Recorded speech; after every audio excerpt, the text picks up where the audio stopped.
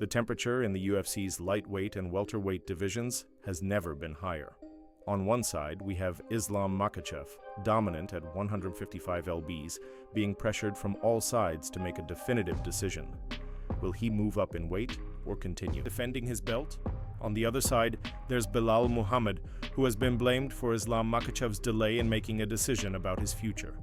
After tons of talk framing him as the main obstacle for Islam, Belal finally spoke out and sent a message to the Russians team, something that only intensified the tension in these UFC divisions. In this video, you'll hear Arman Tsarukyan's intense statement, where he blasts the current lightweight matchmaking mess and sends a strong warning to Islam Makhachev. Plus, we break down the message Belal Muhammad also directed at Islam, and his plans to move up in weight, saying straight up that he's not going to allow that and much more. One more thing, I'm almost at my 1,000 subscriber goal. If you don't mind, hit that subscribe button and help me get there. Thanks a lot. Let's start with Arman Tsarukyan, who's been extremely frustrated over the past few weeks and demanding respect for himself. In a recent interview, Tsarukyan opened up about a potential fight between Islam Makhachev and Ilia Topuria, gave his honest opinion on how that fight would go, slammed the UFC over the offer he received, and even fired shots at several fighters in the division, claiming they're easy fights for Islam and don't deserve any title shot. I think Topuria is the one who might give Islam problems. Topuria and me. He is short. It would be hard for Islam to shoot for the legs. He is a hard hitter, good balance, and he can knock Islam out at any moment. I think if he lands, he will drops Islam. But the question is if Islam will fight in his range. I don't think so. I think he will keep the distance, strike from the outside, and when Topuria gets closer, he will take him down or clinch. If they offer me Topuria, I will start my camp right away, keep my diet, get in full preparation, and zone in. And I would consider to be a backup fighter too. Nobody else in this weight class could give Islam a good fight. I don't see anyone else. Justin Gaethje is just easy money for Islam. Who else? He has already beaten Charles Oliveira once. Nobody else.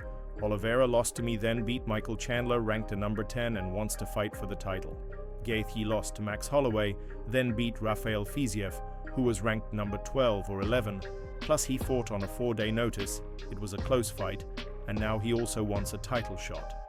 I don't know. It looks like a circus. Tsarukyan also revealed he was offered a main event in Abu Dhabi but turned it down because the opponent was far beneath the level he feels he deserves to face.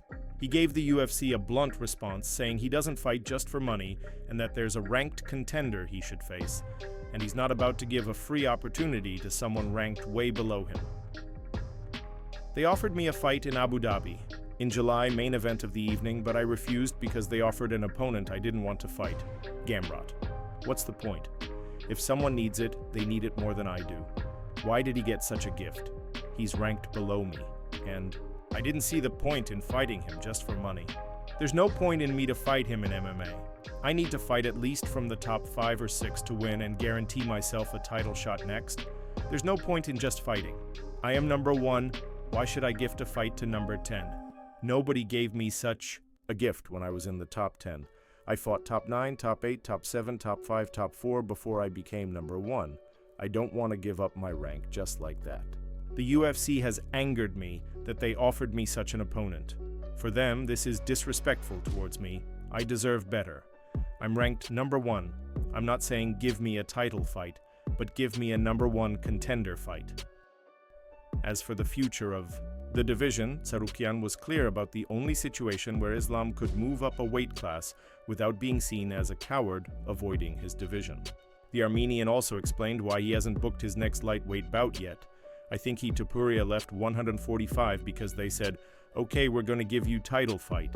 Islam doesn't want to fight him because if he wins, people are going to say, okay, you again beat a 145 fighter and he's not number 1 contender.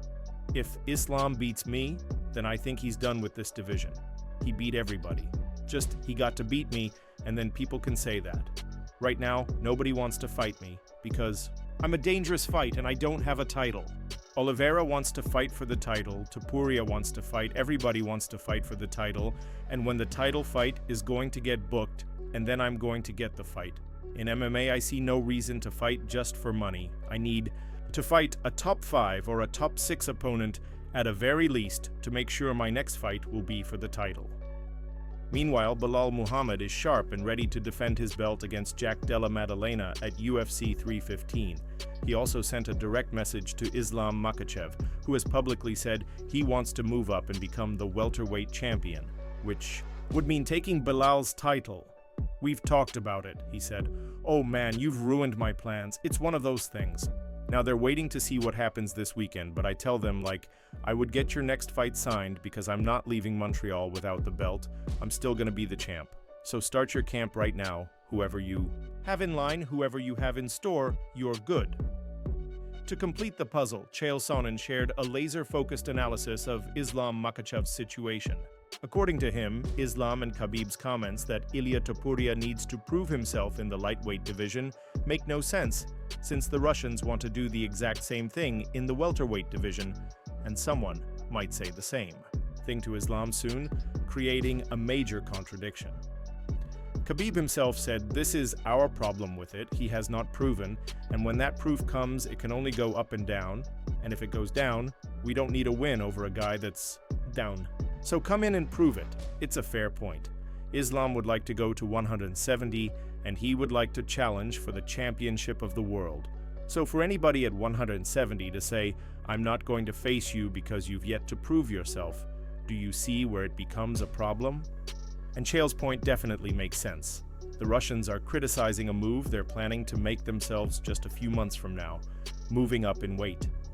Beyond that, Champ Belal also took a shot at Ian Gary, who volunteered to be the backup fighter for the main event and analyze the current state of the welterweight division. I had no knowledge of it, and even when he said it in the cage, there's no way this guy is about to strap up as the backup. Because he looked like he got beat up, especially in that 5th round versus Prates. Is he going to make weight again, and is it going to be worth it? Because I'm not pulling out. And I know Jack's not pulling out, coming all the way from Australia, but he's trying, right? Especially in a division now where people are saying there isn't a clear #1 contender. Shavkat, we don't know when he's coming back, and then you have Sean Brady, who looked great against Leon Edwards. Kamaru, Usman and Joaquin Buckley, they're about to fight each other. So I think for Ian, he's just trying to put his name in the mix and think he's going to cement himself as being the backup. But you never know what the UFC wants. I think if Kamaru wins, they'll make Kamaru skip the line, no matter what. It's all jammed up. Arman Tsarukyan is furious, demanding respect and a fight worthy of the #1 contender. Belal Muhammad is ready to shut everyone up and keep his welterweight belt. And Islam Makhachev is at the center of the storm. Some want him to move up, others are ducking fights. Exactly what the UFC didn't want right now.